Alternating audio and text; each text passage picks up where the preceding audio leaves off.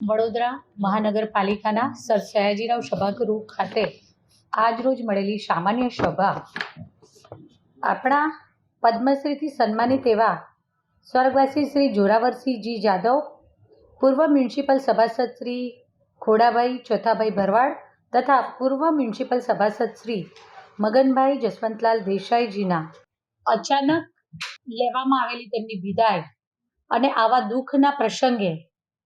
સમગ્ર સભા આ માટે પરિવારની સાથે લાગણી અનુભવે છે અને વડોદરા મહાનગરપાલિકાની પ્રણાલિકા અનુસાર